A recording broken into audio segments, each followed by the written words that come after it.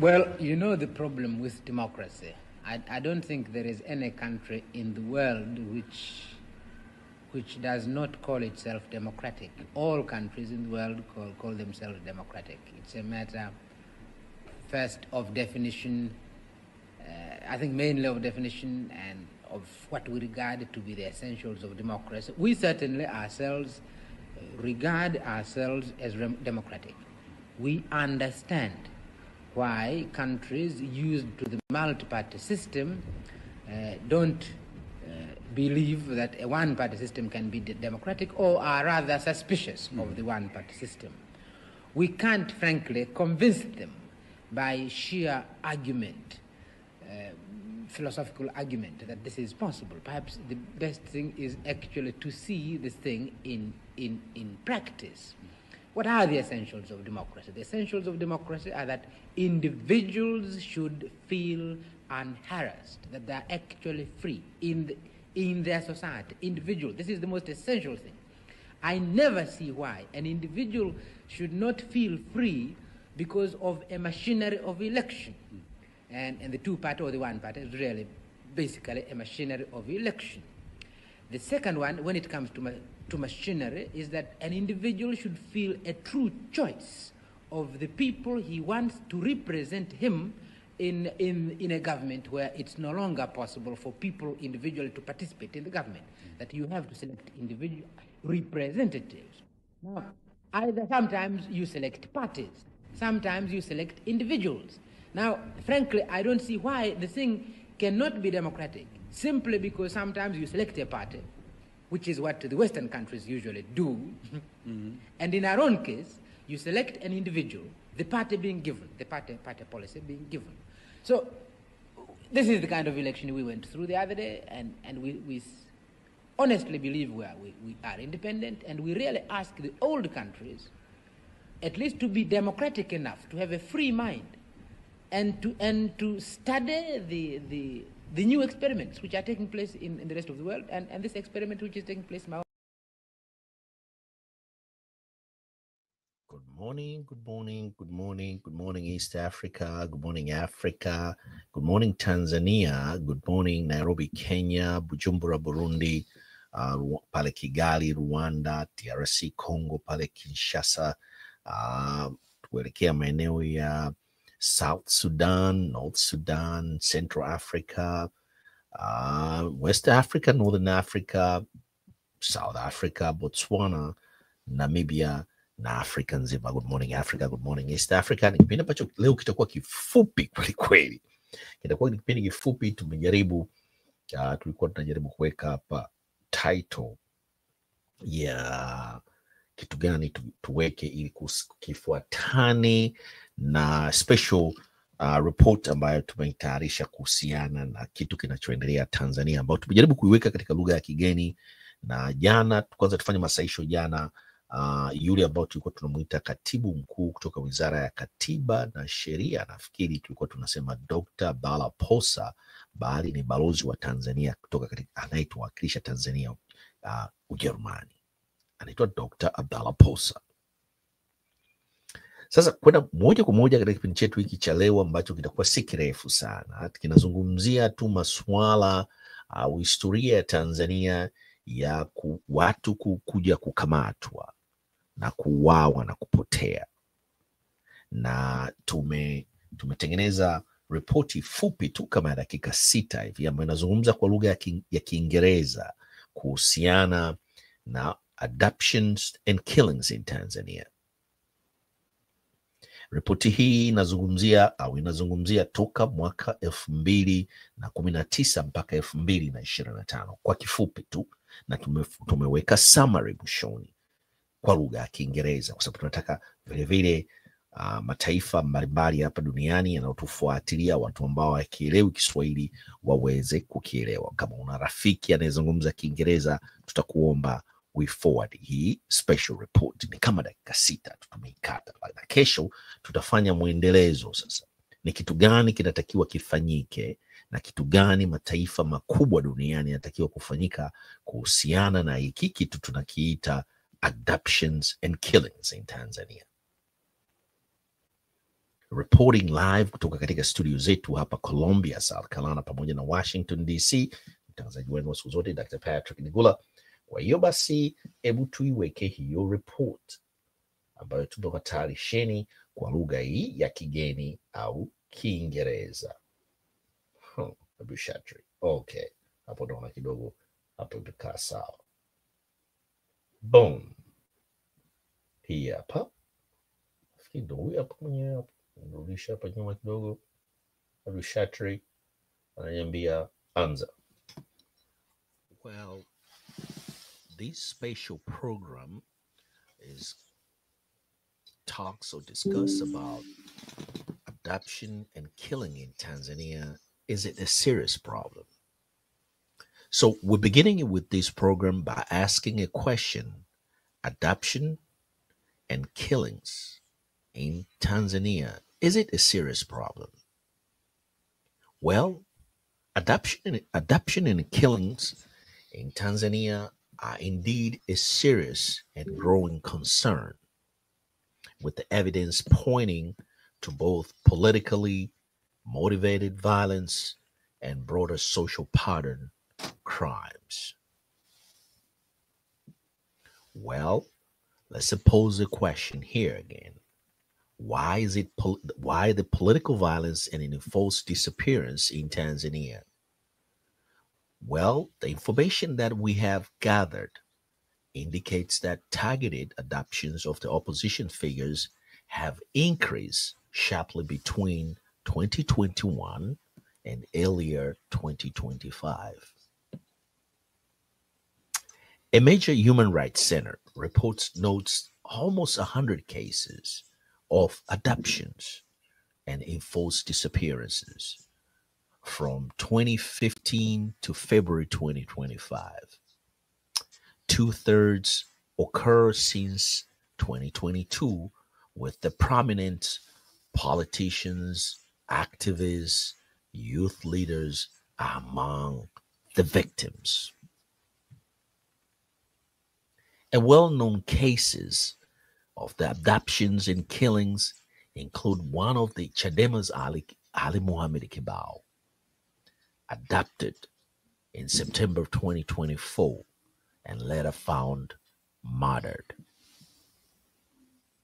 ACT Wazalendo youth leader Abdul Nando, kidnapped and dumped, physically injured. Activists like Sativa Mwakabela, what happened to him? Tortured but surviving. So, what happened to human rights groups? Report at least 200 adoptions cases since 2019, where in Tanzania, with many victims disappearing permanently. To name a few: Mdude Nyangali, Jumanne Kaswahili, Soccer, and his friends. So credible sources, including Catholics and Muslim leaderships, have called for independent investigations, warning that criminal actors appear more powerful than the security forces in Tanzania, such as the police forces and the military forces in Tanzania. International legal bodies like the East African Law Society have condemned the trend of adoptions, disappearance, tortured, and extrajudicial killings targeting activists and political dissents. Well, what does this mean in Tanzania and elsewhere around the world? If we look at the political dimensions now, there are troubling waves of the politically motivated disappearance and killings, especially targeting oppositions, activists, and critics. Argues oversights and independent accountability are widely demanded. Well, with respect to civil society alarm, religious bodies, human rights groups, lawyers are calling for independent inquiries and decisive government actions. Conclusions. Now we can conclude by saying, yes, adoption and killing in Tanzania are both serious, multi-faced. They span from the political repression to culturally rooted violence to some extent. Despite the relatively low general homicide rates, the targeted nature and the growing number of cases highlight substantial risk to human rights and national stability. Therefore, we urge the Tanzanian government, civil society leaders, religious leaders, and the people of Tanzania to come together and decide or find the solution of the adoptions and killing and permanently disappearing of their own people in Tanzania. This is a serious matter. We all call the Tanzanian leaders and authority to take a look at this and independently investigate before things getting out of the hand. Reporting live from Columbia, South Carolina, this is Dr. Patrick Nigula with American Swahili News and Swahili Villa Online TV. Peace.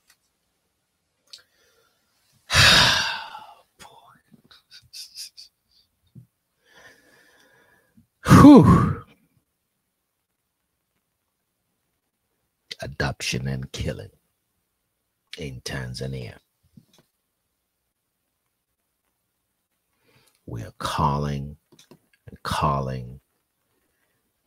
the executive branch, the judiciary, the legislature branch of the government to sit back and say, enough is enough.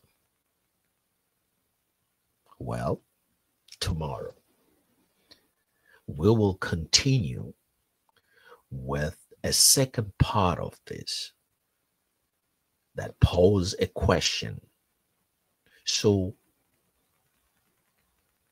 specific.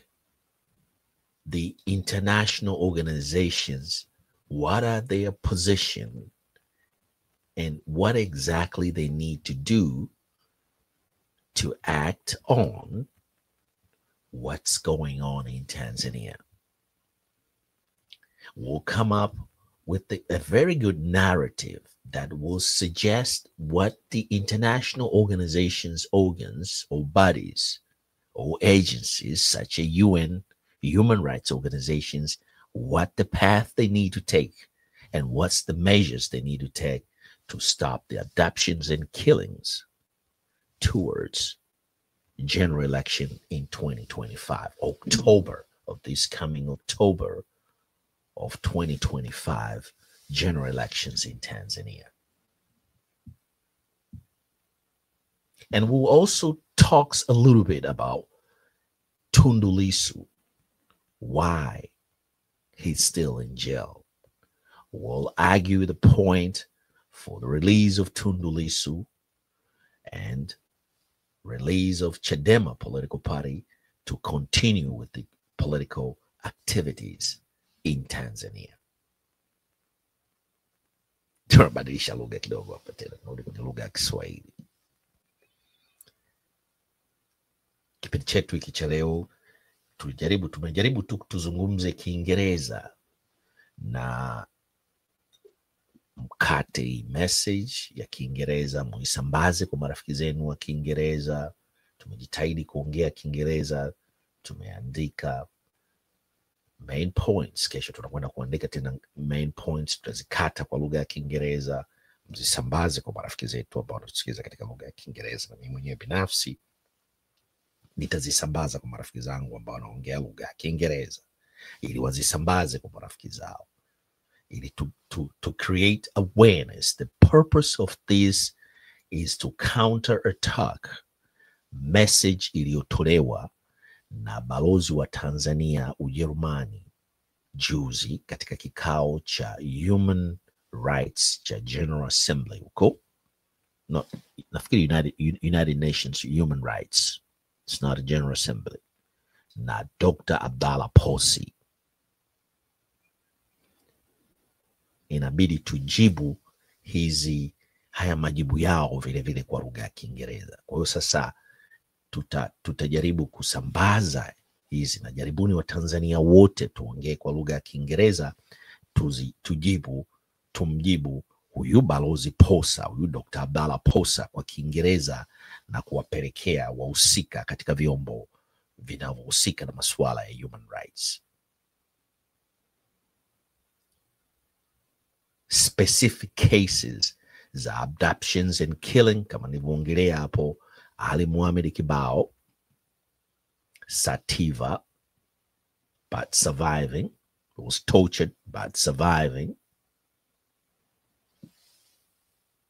Abdallah Nondo, kidnapped, tortured, and dumped injured. Where is Mdude Nyangali? Where is Jumanne Kaswahili? Where is Soka? Hizi ni story ambazo inabidi tuziseme kwa lugha ya Kiingereza.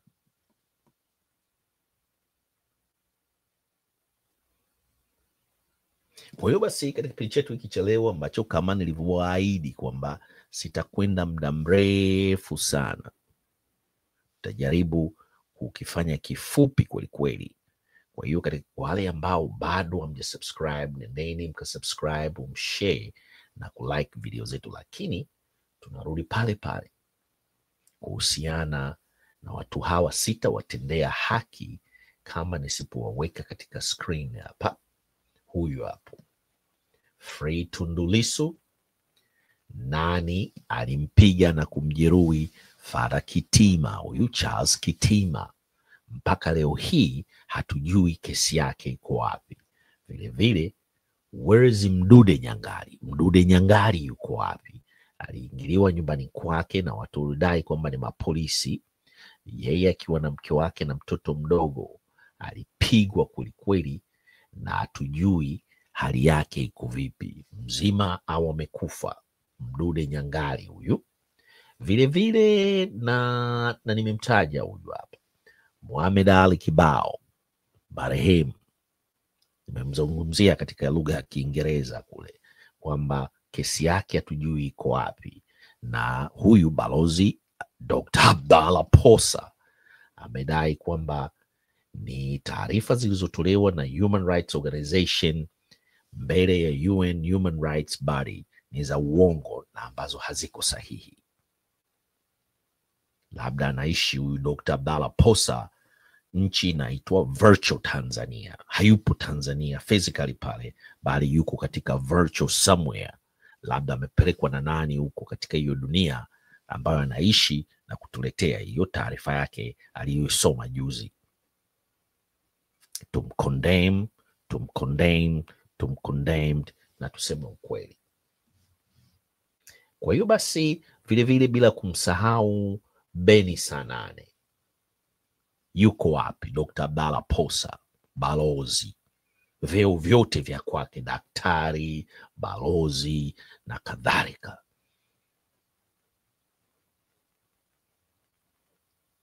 Daktari mwongo, daktari sio mwaminifu, daktari sio mkweli. Tunamwomba ajiuzuru huyu balozi Daktari Posa, aondoke katika ubalozi wa hapo nafikiri si yuko Berlin, si wapi hapo Germany, arudi Tanzania. Ali Mohamed Kibao, Mdude Nyangali, Jumanne Kaswahili, Beni Sanane, Alfonsi Mawazo, Azori Gwanda. Human rights organizations, Amnesty International list 200 cases. It's more enough close to get to genocide. Na wanataka kwenda kwenye uchaguzi, wanataka kuendelea kukaa madarakani. Tutamwamini vipi huyu mtu ambaye ameshindwa kutuambia kama kuna mauaji na adoption katika nchi yetu ya Tanzania, na Watanzania tunataka kwenda kutiki kumpigia kura. Kwa hiyo tunasema no reforms, no elections. Tuambie Ali Mohamed Kibao yuko wapi? Nani alimuua? Tuambie Soka yuko wapi na wenzake? Tuambie Jumanne Kaswahili amekwenda wapi? Tuambie Mdude Nyangali yuko wapi? Tutakupatia kura zetu. Walete hao watu wote wazima au wamekufa tukawazike. Hii ni American Swahili News pamoja na Swahili Villa Online TV. Tunakuja moja kwa moja kutoka katika studio zetu za hapa Columbia, South Carolina. Tunamjibu Daktari Abdallah Posa na tunamuomba Rais wa Jamhuri ya Muungano wa Tanzania amuondoe katika nafasi yake ya ubalozi katika ofisi ya ubalozi Ujerumani, arudi nyumbani. Muongo, daktari aliyekula kiapo kuwa mkweli, kufuata ethics. Tuna sign watu tunaopata PhD kuwa wakweli. Amekuja kusema taarifa za uongo, yuko recorded na evidence tupo. Tunakuomba Mama Samia Suluhu Hassan, mrudishe nyumbani huyu mtu. Anaitwa Dr. Abdallah Posa, professionally amedanganya, na tutafuatilia PhD yake alipata wapi. Tutakwenda kuprotest.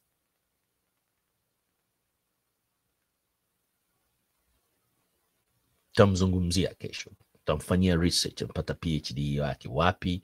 Na huyu ni diplomat, anadanganya jinsi ya hali inayoendelea Tanzania ya adoptions and killing mbele ya international bodies, organizations za duniani, za Umoja wa Mataifa. Tunamalizia kipindi chetu cha Good Morning Africa, Good Morning East Africa.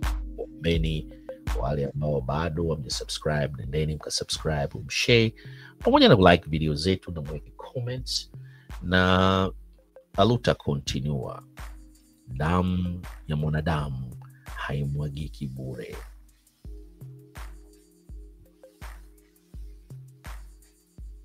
Damu ya mwanadamu haimwagiki bure. Tunaombeni ndugu zetu wote wa Tanzania mnaopenda amani na haki, tupiganie haki za Watanzania zetu. Tulipigania Angola, Mozambiki, Zimbabwe, South Africa, Namibia. Sasa tunamwaga damu wenyewe Tanzania, na Watanzania zaidi ya milioni 50 mko kimya, mnaona sawa. Tunapoelekea siku nzuri, inabidi tupiganie haki za ndugu zetu wa Tanzania. Mohamed Ali Kibao mpaka leo hii hatujui kesi yake iko wapi. Mpaka leo hii hatujui nani alimpiga risasi 16 Tundu Lissu, ambao wamefungulia mashtaka ya uhaini, mtu aliyotaka kumuua. Nani alikuja kumchukua na kumpiga na kumwaga damu nyingi kwelikweli Mdude Nyangali Mbeya, ndani ya nyumba yake? Jumanne Kaswahili ambaye nilizungumza jana hapa, alikuwa akinipigia simu akiniomba fedha mahitaji, na jinsi gani anavyoendelea na familia yake hatujui naye yuko wapi. Nimejaribu kumpigia simu zaidi ya mara 20, apokei simu yake.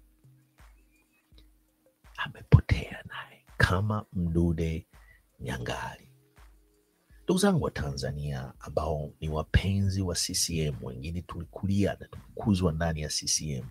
Wazazi wetu walikuwa viongozi wa serikali, ndio waliowalea wakina Kikwete hawa, wakina Jakaya Mrisho Kikwete, kuhakikisha wanakwenda shule, wanasoma, wanapata ajira. Wazazi wetu hao walipigana na wakoloni, kufanya kazi katika serikali za wakoloni. Tulikulia katika serikali za wakoloni, tumewatengenezea maisha wa nchi ya amani na usalama. Wakina Jakaya Mrisho Kikwete, wakina Mama Samia Suluhu Hassan, tuliwaona wazazi wetu wakitumikia taifa la Tanzania. Walikuwa hawaui, hawatesi na wala hawapotezi watu. hatujawahi kumsikia kiongozi aliyebakia, aliyelelewa katika hali ambayo haikuwa hivi, Jakaya Mrisho Kikwete akitoka na kuzungumza kuhusiana na swala hili. Je, tumweke wapi? Tunamuona katika ufunguzi wa madaraja, tunamuona akijificha, rais akitoka nje yupo amejificha, kama mlikuwa hamjui, na anasafiri katika misafara ya rais, anatangulia. Je, kwa nini aongelei hali hii mbaya ya utekaji, mauaji kwa kupotea kwa maactivist na oppositions politicians, kufunguliwa kesi ambazo hazina miguu wala mbele? Watanzania tuamke, tupiganie haki, tupiganie civil rights, tupiganie human rights, tupiganie haki zetu. Tumalizia kipindi chetu cha Good Morning Africa, Good Morning East Africa kwa kuombeni wote ambao bado hamjasubscribe, nendeni msubscribe, mweke comment, msambaze ile kile kipande cha Kiingereza, kama mnaweza kukikata mkakishare, watu wote mkisambaze kipande cha Kiingereza. Na kesho tunakuja na segment ya pili ya muendelezo, ni nini kifanyike na tunakiomba vipi vyombo vya kimataifa hapa duniani vifanye nini dhidi ya hichi kinachoendelea Tanzania. Tusambazeni upendo, tupendane. Good Morning Africa inasema kwamba peace and love, peace and love, kama Bob Marley alivyosema, peace, sambazeni upendo.